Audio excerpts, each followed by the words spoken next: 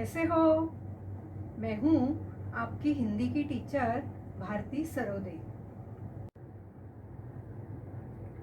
नमस्ते बच्चों। कोविड-19 के इस मुश्किल दौर ने हमें अपने घरों में रहकर अपना कार्य करने के लिए मजबूर कर दिया है, लेकिन बृहन्मुंबई महानगर पालिका ने आपके लिए इस चैनल के द्वारा पढ़ने का अवसर दिया है। इस चैनल द्वारा आपके लिए वीडियो बनाए जाते हैं जिसमें आपका पाठ, उसका शीर्षक तथा उसके नीचे दिए गए स्वाध्याय सभी दिखाई देंगे, जो आप घर बैठकर ही अपना अध्ययन पूरा कर सकोगे। तो चलिए आज हम एक नए पाठ की ओर जाते हैं। बृहन्मुंबई महानगर पालिका शिक्षण विभाग वर्चुअल ट्रेनिंग सेंटर द्वारा मैं भारती सरोदे आपका स्वागत करती हूँ। नमस्ते मेरे प्यारे प्यारे बच्चों। आज हम हिंदी सुलभ भारती छठी कक्षा का अभ्यास करेंगे। आज पाठ 5वां अ आओ आयु बताना सीखो और ब महाराष्ट्र की बेटी, ये दो छोटे छोटे पाठ पढ़ेंगे। आओ सबसे पहले पाठ पढ़ते हैं। आकलन। आकलन इसका मतलब है समझना। पाठ 5वां अ आओ आयु बताना सीखो। एक, अपने मित्र को उसकी वर्तमान आयु में अगले वर्ष की आयु जोड़ने के लिए कहे। 2, उसे इस योगफल को 5 से गुना करने के लिए कहे। 3, प्राप्त गुणनफल में उसे अपने जन्म वर्ष का इकाई अंक जोड़ने के लिए कहे। प्राप्त योगफल में से 5 घटा दे। 5वां, घटाने के बाद जो संख्या प्राप्त होगी उसकी बाईं ओर के 2 अंक तुम्हारे मित्र की आयु है। इस सूत्र को उदाहरण से समझते हैं। मान लो तुम्हारे मित्र की आयु 10 वर्ष और जन्म वर्ष 2004 है, तो 1, 10 यह वर्तमान आयु, उसमें मिलानी है अगले वर्ष की आयु, इसका मतलब 11 वर्ष की आयु, दोनों मिलाकर हुए 21। दूसरा, 21 को 5 से गुना करना है तो आ गए 105। तीसरा, 105 में आए हुए गुणनफल में उसके जन्म वर्ष के इकाई अंक को जोड़ना है। उसका जन्म वर्ष 2004 है, तो आखिरी जो इकाई का अंक है 4, उसे इस गुणनफल में जोड़ना है, तो बन गए 109। चौथा, 109 में से 5 को घटाना है तो आ गए 104। अब 104 की बाईं ओर के 2 अंक अर्थात 10 वर्ष तुम्हारे मित्र की आयु है। इसी आधार पर अपने परिजनों, परिचितों, अन्य मित्रों को उनकी आयु बताकर आश्चर्यचकित कर सकते हो। प्रत्यक्ष करके देखो। अब हमें आयु बताने की जो तरकीब बताई गई है, उसके अनुसार हम एक उदाहरण लेकर आयु बताना सीखते हैं। पहला, अपने मित्र को उसकी वर्तमान आयु में अगले वर्ष की आयु जोड़ने के लिए कहें। पहला काम क्या करना है? अपने मित्र को क्या कहना है? उसकी जो वर्तमान आयु है, आज की आयु है, उसमें अगले वर्ष की आयु जोड़ना है। तो उसमें 1 मिलाकर वह आयु आज के आयु में जोड़ना है। समझो मित्र की आयु 11 वर्ष और जन्म साल 2007 है। तो क्या करना है? सबसे पहले उसकी आज की आयु है 11 वर्ष, उसमें मिलाना है अगले वर्ष की आयु। अगले वर्ष की आयु होगी 12 साल। तो 11 और 12 दोनों मिलाकर हुए 23। अब आगे क्या करना है? देखो तो उसे इस योगफल को 5 से गुना करने के लिए कहें। अब कौन सी संख्या आई है? 23। तो इस 23 को क्या करना है? 5 से गुना करना है। ये देखो अब हम गुना करेंगे। कौन सी संख्या से गुना करना है? 5 से। 23 को 5 से गुना करने से कितने होते हैं? 115। अब आगे देखते हैं। तीसरा, प्राप्त गुणनफल में उसे अपने जन्म वर्ष का इकाई अंक जोड़ने के लिए कहे। अभी हमें प्राप्त गुणनफल कितना मिला है? 115। उसमें क्या करना है? जोड़ना है। क्या जोड़ना है? जन्म वर्ष का इकाई अंक। उसका जन्म वर्ष है 2007, तो इकाई अंक हुआ 7। अभी क्या करना है? इनको मिलाना है। ये दोनों मिलाकर कितने हुए? 115 और 7 मिलाकर हुए 122। चौथा, प्राप्त योगफल में से 5 घटा दे। अभी जो 122 हमें मिले हैं, उसमें से क्या करना है? घटाना है। कितने घटाने हैं? 5 घटाने हैं। 122 में से 5 घटाए तो कितने रहे? बताओ तो। बराबर 117 रहे। पांचवा, घटाने के बाद जो संख्या प्राप्त होगी उसकी बाई ओर के 2 अंक तुम्हारे मित्र की आयु है। कौन से अंक प्राप्त हुए हमें? 117। उसके बाई ओर के जो 2 अंक है, कौन से अंक है वो? 11। तो आयु 11 वर्ष और जन्म साल 2007 है। तो जो 7 है, इकाई अंक हमने जोड़ा था वो भी यहाँ आया है। जन्म वर्ष आया है और जन्म साल का इकाई अंक इस उत्तर में आ गया है ना जादू बच्चों? तो आप भी इसी तरह अपने दोस्तों की, अपने माता पिता की, भाई बहनों की, सबकी उम्र बता सकते हो। चलो तो हम कुछ और उदाहरण देखते हैं। चलो अब इसी तरकीब से हर एक बच्चा अपनी उम्र निकालेगा। तो उसके लिए क्या करना है? हाथ में कागज या कॉपी और पेंसिल लेना है। पहले क्या करना है? चलो अब तुम्हारी वर्तमान आयु में अगले वर्ष की आयु को जोड़ो। चलो जोड़ दिया क्या? जोड़ दिया। अब इस योगफल को 5 से गुना करो। चलो जो आयु हो गई है जोड़कर उसे 5 से गुना करो। किया? गुना किया सबने? ओके। अब आगे क्या करना है? प्राप्त गुणनफल में तुम्हारे अपने जन्म वर्ष का इकाई अंक जोड़ो।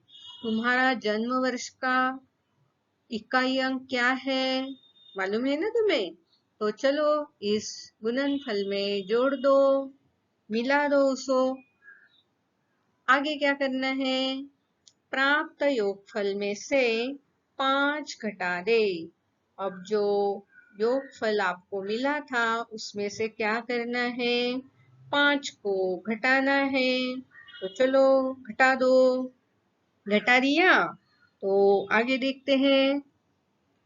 घटाने के बाद जो संख्या प्राप्त होगी उसकी बाईं ओर के 2 अंक तुम्हारी आयु है।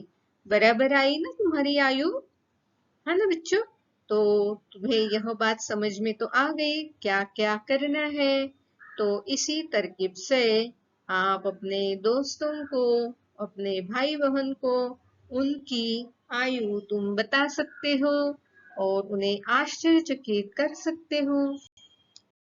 अब हम आयु बताने का एक और उदाहरण देखते हैं। मित्र की आयु 13 वर्ष और जन्म वर्ष 2006 है। तो पहला क्या करना है? वर्तमान आयु 13 वर्ष, अगले वर्ष की आयु 14 वर्ष, इन दोनों को मिलाना है। तो दोनों मिलाकर कितने हुए? 27।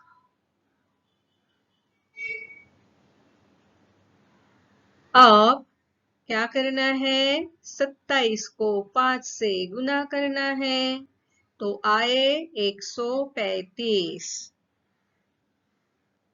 अब 135 में क्या करना है? जो आयु वर्ष है उसमें 6 मिलाने हैं। तो 6 मिलाने के बाद क्या हुआ? 141 हो गए। फिर 141 में से 5 घटाने हैं तो कितने रहे बाकी? 136। बिल्कुल बराबर। तो क्या हुआ? 136 में से बाईं ओर के जो 2 अंक है अर्थात 13, ये हुई 13 वर्ष मित्र की आयु। और जो बचा हुआ अंक है वो है उसके जन्म वर्ष का इकाई अंक। अब दूसरा उदाहरण देखते हैं। निशा की आयु 15 वर्ष और जन्म वर्ष 2000 है। तो पहला 15 वर्ष वर्तमान आयु, उसमें मिलाना है अगले वर्ष की 16 वर्ष की आयु को। दोनों मिलाकर हुए 31। आगे क्या करना है? 31 को 5 गुना करना है तो 31 5 गुना हुए 155। तीसरा क्या करना है? आए हुए गुणनफल में जन्म वर्ष के इकाई अंक को मिलाना है। अब यहाँ इकाई अंक 0 है, 0 है, तो 155 में 0 मिलाकर हुए 155। चौथा क्या करना है? जो मिलाकर संख्या आई है उसमें से 5 को घटाना है। 155 में से 5 घटा दिए तो कितने बाकी रह गए? 150। अब हमें कौन सी संख्या मिली है? 150। इस 150 की बाईं ओर के जो 2 अंक है अर्थात 15, यह वर्ष निशा की आयु है और जो 0 है, 0 है, वह उसके जन्म वर्ष का इकाई अंक है। आई बात समझ में बच्चों? चलो अब हमारे माँ की उम्र निकालते हैं। माँ की आयु 35 वर्ष और जन्म वर्ष 1985 है। तो वर्तमान आयु 35, उसमें मिलाने हैं अगले साल की आयु 36 वर्ष, तो दोनों मिलाकर हुए 71 वर्ष। 71 को 5 गुना करना है। 71 को 5 गुना करने से गुणनफल मिला 355।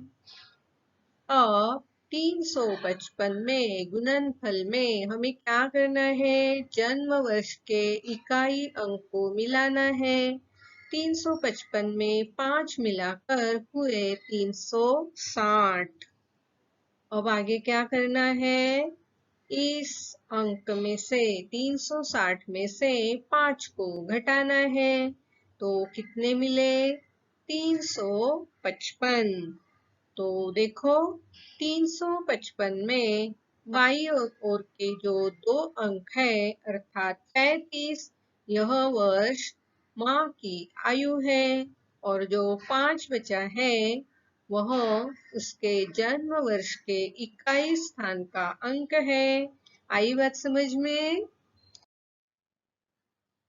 चलो अब हम दादाजी की आयु बताते हैं। दादाजी की आयु 72 वर्ष है और उनका जन्म वर्ष है 1952। तो 72 वर्ष वर्तमान आयु, उसमें मिलाए अगले वर्ष की आयु यानी 73। तो यहाँ दोनों मिलाकर हुए 145। अब आगे क्या करना है? 145 को 5 गुना करना है। तो 5 गुना कितने हुए? 725। अब क्या करना है? 725 या गुणनफल में जन्म वर्ष के इकाई का अंक मिलाना है। जन्म वर्ष है 1952, तो 52 का जो 2 अंक है वो यहाँ इकाई अंक है।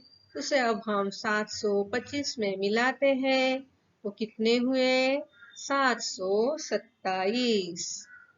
अब आगे क्या करना है? 727 में से 5 को घटाना है तो कितने हुए? 722। कौन सी संख्या मिली है हमें? 722। तो क्या हुआ? 722 की जो बाई ओर के 2 अंक है अर्थात 72 वर्ष दादाजी की आयु है और जो 2 अंक बचा है वह उनके जन्म वर्ष का इकाई स्थान का अंक है। तो बच्चों, पाठ्य पुस्तक में दिया हुआ पाठ 5वां आओ आयु बताना सीखो, यह पाठ बार बार पढ़ना और उसे समझना और इसमें बताई गई तरकीब से सामने वाले की बराबर उम्र बता देना और उसे आश्चर्यचकित कर देना। अब इसी पाठ का जो ब भाग है वह है महाराष्ट्र की बेटी। अब यहाँ 2 चित्र दिए हुए हैं। यह महाराष्ट्र की बेटी है। महाराष्ट्र की बेटी की पोशाक कुछ इस तरह होती है जिसे नववारी साड़ी कहते हैं। अब हमें क्या करना है? यह जो हूबहू दिखने वाले 2 चित्र है उनमें क्या अंतर है, कौन सी बातें अलग अलग है, यह हमको बताना है। तो इन चित्रों को ध्यान से देखो और क्या फर्क है, क्या अंतर है, अपने मन को बता दो और जब मैं पूछूंगी तो एक एक करके मुझे बताना। चित्रों को ध्यान से देखा बच्चों? तो चलो अब एक एक करके क्या अंतर है, क्या भेद है, क्या फर्क है, यह बताना शुरू करते हैं। अब हम ऊपर से सर से यह बात शुरू करेंगे। देखो तो पहला क्या है? उसकी जो बिंदी है और उसके गले में पहनी जो माला है, हार है, इन 2 बातों में भेद है। आगे देखो, यहाँ डिजाइन थोड़ा सा अलग है। साड़ी पर जो डिजाइन दिया हुआ है वो थोड़ा सा अलग है। अब उसके हाथ पर जो मेहंदी लगी हुई है उसमें थोड़ा सा फर्क है। दूसरे हाथ के मेहंदी में भी थोड़ा फर्क है। यहाँ साड़ी का जो किनारा है उस पर डिजाइन नहीं है और यहाँ है तो यह एक फर्क है। उसके ब्लाउज का रंग अलग है। देखो तो पहले चित्र में हरा रंग है, दूसरे चित्र में अलग सा रंग है। उसके साड़ी का रंग अलग है। पहले चित्र में गुलाबी रंग की साड़ी है तो दूसरे चित्र में हरे रंग की साड़ी है। शॉल का रंग अलग है। पहले चित्र में उसकी शॉल डार्क गुलाबी कलर है तो दूसरे चित्र में जामुनी रंग की शाल है। तो इस तरह ये सारे भेद, ये सारे अंतर इस दोनों चित्रों में हमें दिखाई दे रहे हैं। इसके सिवा भी और भी भेद तुम्हारे नजर में आ गए हो तो जरूर मुझे बताना। देखो तो, ये है महाराष्ट्र की बेटी। उसने जो साड़ी पहनी है उसे नऊवारी साड़ी कहते हैं। उसके गहने देखो, हाथ में चूड़ियां है, गले में मालाएं हैं, बिंदी लगाई है, कान में गहने पहने हैं और पाँव में भी उसने गहने पहने हैं, शॉल को लिया है। तो इस तरह महाराष्ट्र की जो बेटी होती है, नौवारी साड़ी में शादी पर अभी जा रही है। ये है राजस्थान की बेटी, ये कश्मीर की बेटी। देखो तो, इन तीनों बेटियों के वेशभूषा में कौन से फर्क है, उसके गहने कैसे अलग अलग है। ध्यान से देखना बच्चों। तो हर एक प्रांत में महिला और पुरुष उनके वेशभूषाएं अलग अलग होती है। देखो बच्चों, ये है हमारे पंजाब की बेटी। देखो तो कितना सुंदर पंजाबी ड्रेस पहना है। उसके भी गहने कुछ अलग से है। पंजाबी ड्रेस आम भारतीय नारी भी अब पहनने लगी है। और ये है बंगाल और हरियाणा की बेटियां। देखो तो, इनकी वेशभूषाएं बिल्कुल अलग अलग है। इनके गहने भी कितने अलग अलग है। ध्यान से देखना क्या क्या फर्क है इनके वेशभूषा और गहनों में। ये है गुजरात की बेटियां। देखो तो, गरबा खेल रही है। आप भी नवरात्रि में गरबा खेलते हो ना। तो उनकी साड़ियां पहनने का, घाघरा पहनने का अलग तरीका होता है। उनके गहने भी कुछ अलग से होते हैं। ये है केरल की दंपति। इनकी वेशभूषा भी कुछ अलग ही है। और ये हिमाचल की बेटी और ये राजस्थान की बेटियां। देखो तो, उनकी भी वेशभूषा, उनके गहने कुछ अलग से है। ये है हमारे असम की बेटियां। देखो तो, उनकी वेशभूषा किस तरह की है। ये है मिजोरम, असम और जो अलग अलग प्रदेश है, उन प्रदेशों से आई हुई यह बेटियां हैं। देखो, उनके भी हर एक के अलग अलग वेशभूषा और अलग अलग से गहने हैं। है ना। हमारे भारत देश में कितनी सारी विविधताएं दिखाई देती है। वेशभूषा में विविधताएं हैं, गहनों में विविधताएं हैं, भाषाओं में विविधताएं हैं। तो विविधता होने के बावजूद भी हम सब एक है। बच्चों, आज हमने महाराष्ट्र की बेटी इस चित्र में जो दो चित्र हमें दिए गए थे, उनमें क्या फर्क है, क्या अंतर है, क्या भेद है, यह बताया है। आज मैं कुछ अलग सा चित्र आपके सामने दे रही हूँ। उसे ध्यान से देखना और उसमें क्या अंतर है मुझे बताना। देखो तो, इस चित्र को ध्यान से देखो और उसमें क्या क्या अंतर है मुझे बताओ।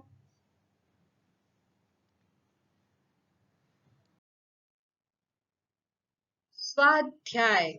आज हमने जो पाठ पढ़ा है, आओ आयु बताना सीखो और महाराष्ट्र की बेटी, इन छोटे पाठों पर आधारित एक छोटा सा स्वाध्याय मैं आपके लिए लाई हूँ।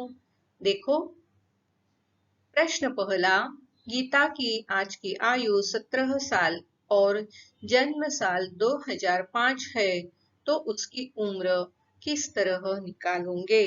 तो मैंने आपको बता दिया है कि क्या क्या करना है।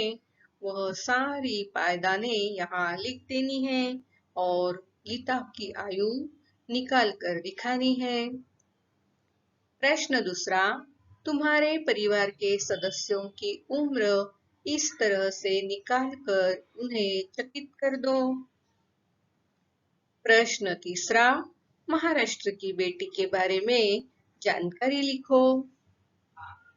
तो बच्चों, यह स्वाध्याय पूरा करना और अपने क्लास टीचर को जरूर दिखाना।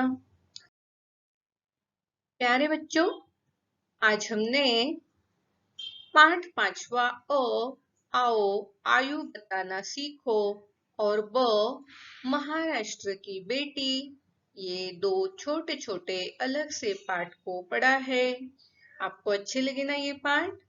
आपने जो तरकीब आज सीखी है, उस तरकीब से आप अपने दोस्तों, रिश्तेदारों, भाई बहनों की आयु बताकर उन्हें चकित कर दो और महाराष्ट्र की बेटी, उसके बारे में जरूर आपको जो मालूम है वह जानकारी लिखनी है। तो इसी तरह के अच्छे अच्छे पाठ लेकर मैं आपसे फिर मिलूंगी अगले वीडियो में। आज आपने यह वीडियो कंप्यूटर, लैपटॉप या मोबाइल पर देखा होगा।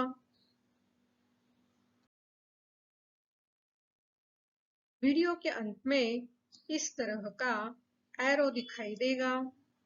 इस एरो को आपको क्लिक करना है। एरो को क्लिक करते ही आपके सामने डिस्क्रिप्शन बॉक्स खुल जाएगा। इसमें आपकी कक्षा, विषय, घटक तथा टीचर का नाम दिया हुआ है और उसके नीचे जो वीडियो आपने देखा है उस पर आधारित कुछ प्रश्न दिए होंगे, जिसके उत्तर आपको अपनी कॉपी में लिखना है। और हाँ, यहाँ आपके लिए एक लिंक दी हुई है। इस लिंक को आपको क्लिक करना है। इस लिंक को क्लिक करते ही आपके सामने गूगल फॉर्म खुल जाएगा। इस तरह गूगल फॉर्म जो सर्वे या फीडबैक फॉर्म है आपके सामने खुल जाएगा। इस फॉर्म को भर देना और हाँ, अंत में इस फॉर्म के सबमिट का जो बटन है उसे क्लिक करना।